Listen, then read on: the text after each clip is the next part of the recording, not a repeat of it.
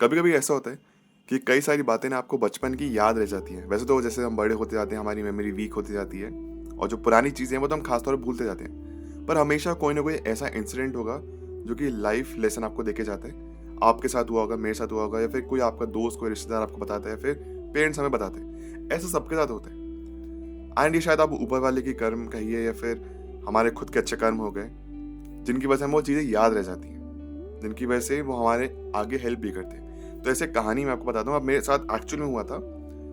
तो 5th class में ना एक रूल निकला था कि हमारे स्कूल में पहले ना एग्जाम्स एक्चुअली 4th क्लास तक नहीं होते थे, और ये इम्प्लाइड था कि 5th क्लास से एग्जाम्स होंगे। पर जिस साल मैं 5th में पहुंचा, उस साल हुआ ये कि हमारे प्रिंसिपल सर ने अनाउंस कर दिया कि 5th क्लास के बच्चों के एग्जाम्स नहीं लिए जाएंगे, 6th क्लास ऑनवर्ड्स एग्जाम्स होंगे।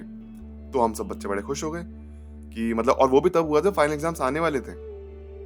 ठीक है, शायद सिर्फ 1 या 2 हफ्ते बचे थे, और मुझे अभी भी याद है मेरा मैथ्स एग्जाम सबसे पहला था, क्योंकि मैथ्स एग्जाम में सबसे ज़्यादा आपको टाइम देते हैं प्रिपरेशन के लिए, फॉलोड बाय साइंस।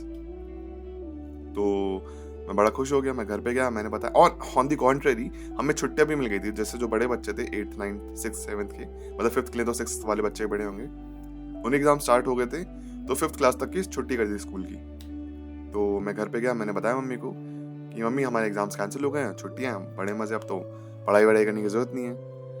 मैंने सब शाम को पापा ऑफिस से आए तो मैंने पापा को बताया, पापा मैं एग्जाम के लिए पढ़ने वाला। पापा ने पूछा क्यों, क्या हुआ? मैंने बताया एग्जाम्स कैंसिल हो गए हैं। पापा ने ठीक है, एंजॉय करना बढ़िया से, अब अच्छी बात है, पर पढ़ाई कर लेना, भले तुम्हारा एग्जाम ना हो। देखो एग्जाम में हम स्ट्रेस के साथ पढ़ते हैं। कोई भी काम अगर आपसे थोप के दिया जाए ना कि आपको करना है, तो आप बड़े स्ट्रेस के साथ करोगे।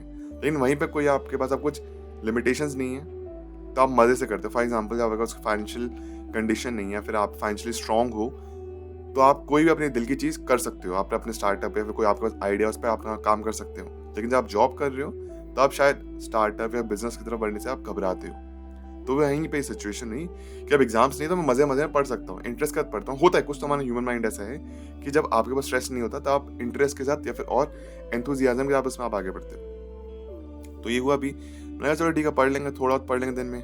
और दिन में फिर पढ़ते पढ़ते मुझे इंटरेस्ट आने लगे, मजे आने लगे। ये जब खाली होते हैं, आप कुछ भी सॉल्व कर रहे हैं तो मजा आ रहा है आपको। तो ऐसा मेरे साथ हुआ अभी। मैंने पढ़ाई वढ़ाई की और एग्जाम तो हुए नहीं। फिर 6th क्लास आई। अब हुआ ये कि 6th क्लास में ना कुछ कॉन्सेप्ट्स रिपीट हुए, एंड ऑन द कॉन्ट्रेरी मुझे एक और चीज़ की प्रिपरेशन हो गई थी कि जब एग्जाम्स होते हैं, जब टर्म 1 हो गया, टर्म 2, तो जो एग्जाम्स होते हैं वो यूनिट टेस्ट या फिर वीकली टेस्ट की तरह नहीं होते आधे घंटे के। ये एग्जाम 3-3 घंटे के होते हैं। तो मैं जब पढ़ाई करता था, या फिर जब मैंने अपने भैया के, जो मेरे बड़े भाई थे, उनके मैंने जब क्वेश्चन पेपर लिए, जब वो 5th में थे, तो मैं सॉल्व कर रहा था, तो मुझे एक आदत पड़ गई थी 3 घंटे एग्जाम से बैठने से कैसा फील होता है। तो मैंने प्रिपरेशन करी, वो हुआ। और फिर जब 6th क्लास एग्जाम्स स्टार्ट हुए, तो मैं ऑलरेडी प्रिपेयर्ड था। वहीं पे मेरे दोस्त जितने भी थे, उनको ऑलरेडी लगा था कि 3 घंटे के पेपर, इतना लंबा हम कैसे बैठेंगे। अब तो क्या सोच के मजाक लगता है, बट उस टाइम पे ही, और फिर प्लस मेरे कॉन्सेप्ट भी क्लियर हो गए थे 5th क्लास के। तो ये काफ़ी अच्छा रहा मेरे लिए अनुभव। सिमिलरली जब मैं अपनी फर्स्ट जॉब कर रहा था, तो वहाँ पे ना मैंने कैनवा सीखा था, और मैं सोचा कैनवा कहाँ ही काम आएगा। Cut to 6-7 years later, PPTs वगैरह में सबसे ज़्यादा कैनवा यूज़ होता है अभी। मतलब लोग अभी ऑफकोर्स माइक्रोसॉफ्ट वर्ड और आउटलुक वगैरह यूज़ करते हैं, हम भी यूज़ करते हैं। फिर पीपीटी यूज़ करते हैं, पावर पॉइंट प्रेजेंटेशन के लिए आप वही माइक्रोसॉफ्ट का यूज़ करते हैं डिफ़ॉल्ट पे। बट मैं पीपीटी के लिए कैनवा ट्राई किया, and Canva so far better, easier to use. Though मुझे लगने लगे अगर मैं फर्स्ट जॉब में कैनवा नहीं सीखता, तो शायद ये आज काम नहीं आता। तो उससे हम कहते हैं कि law of conservation of effort. And ये एक्चुअली हमेशा आपकी लाइफ में चीज़ होगी। आपको लगा कि आपने मेहनत करी, वो काम नहीं आई, वो कहीं ना कहीं काम आती है। एक और एग्जांपल देता हूँ। फॉर एग्जांपल आपकी कोई गर्लफ्रेंड या बॉयफ्रेंड में ना, आपने उसके लिए बहुत ट्राई किया, बहुत एफर्ट्स डाले, लंबा चला रिलेशन, पर एक पॉइंट का तो ब्रेकअप हो गया। अब ऐसा है नहीं कि आप हमेशा अकेले रहेंगे, आपकी लाइफ में कोई और इंसान आया, आपने उनको वक्त दिया, प्यार दिया, और आप बेटर तरीके से प्रिपेयर्ड हो चुके थे कि कोई लड़ाई झगड़ा हो तो आप कैसे उसको डील करेंगे, कहाँ पे आपको अपनी ईगो नहीं दिखानी है। वो तो कभी दिखानी नहीं होती, बट फिर भी आपको कभी कभी शांत रहना पड़ता है सिचुएशन में। तो आप वो देखेंगे, अगर आप किसी ने, अगर सामने वाला आपके पार्टनर ने आपके साथ लड़ाई शुरू करी, आप शांत रहे, तो कुछ देर के बाद वही रिग्रेट करेंगे। यहाँ पे पावर ऑफ साइलेंस भी आ जाता है। प्लस यहाँ पे एक और चीज़, यहाँ पे एक्सपीरियंस की। पिछली बार आप लड़ पड़े थे, आपने अपनी साइड से पॉइंट प्रेजेंटेशन में आर्ग्यूमेंट हुआ, जिसकी वजह से शायद कुछ प्रॉब्लम्स क्रिएट हुई। इस बार आप नहीं लड़े, इस बार आप चुप रहे, लड़ाई सॉर्ट आउट हुई, और जब आपको मौका मिला तो आपने शांति से अपने पॉइंट आपने प्रस्ताव रखे उनके सामने कि देखो ये मेरे पॉइंट्स थे और वो सॉल्व हुआ भी। तो कोई भी मेहनत करी हुई वेस्ट नहीं जाती आपकी लाइफ में, वो दिमाग में बस जाती है और आप सिचुएशन को टैकल कर सकते हो। इसलिए वो ऐसा होता है कि नौकरी वगैरह में बहुत जगह पे आपका एक्सपीरियंस मांगा जाता है कि अगर ऐसी सिचुएशन क्रिएट होती है तो आप उसको कैसे हैंडल करोगे। ऐसा क्यों नहीं है कि हम ऐसा क्यों है कि हम एक ऐसे पायलट पर भरोसा करते हैं उसके बाद 10 साल का एक्सपीरियंस है रादर देन इसके बाद 1 साल का एक्सपीरियंस है ना। क्योंकि उनके बाद 10 साल में उन्होंने 9 साल एक्स्ट्रा एरोप्लेन उड़ाया है, 9 साल एक्स्ट्रा फ्लाइंग आवर्स है उनके। उन्हें वर्स्ट से वर्स्ट सिचुएशन देखी होगी, अच्छी सिचुएशन देखी होगी और वो जानते कि इस सिचुएशन में कैसे रिएक्ट करना है। ऐसे नहीं कि 1 साल वाला के बाद ज़्यादा कमज़ोर होगा, नहीं, वो भी अपना बिल्ड कर रहा है एक्सपीरियंस, लेकिन 10 साल वाले के पास थोड़ा ज़्यादा एक्सपीरियंस है। और हाँ, ऐसा भी नहीं कि 1 साल वाले पर भरोसा ना करें, क्योंकि जो 10 साल वाला है कभी उसके भी 1 साल हुए थे, कभी उसका भी पहला दिन था।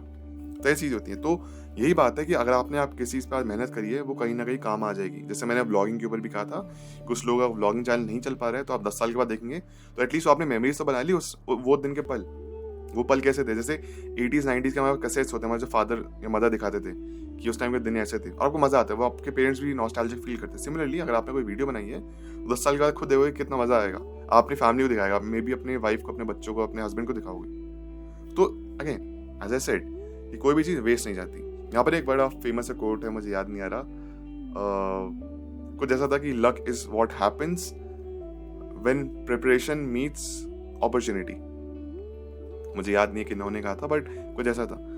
बट हाँ, लक भी अलग चीज़, उसके बारे में कभी और बात करेंगे। But the thing is again कि आपको लगा कुछ वेस्ट हो गया, मेहनत वेस्ट हो गई, नहीं हुई है, समहाउ काम आ जाएगी आपकी लाइफ में। लाइफ की सबसे खूबसूरत बात यही है कि आपको लगा कुछ चीज़ काम नहीं आई है, वो स्टोर हो गई, वो स्टोर एनर्जी की तरह है जो कि आगे जाके आपको हेल्प करेगी। तो ये थी आज की वीडियो। आई होप आपको मज़ा आया। अपने थॉट्स प्लीज़ मेरा शेयर करना in the comment section below, और कमेंट कर देगा, मुझे बड़ा मज़ा आता है, अच्छा लगता है। कमेंट पढ़ना सबको अच्छा लगता है, तो कर देना, ठीक है।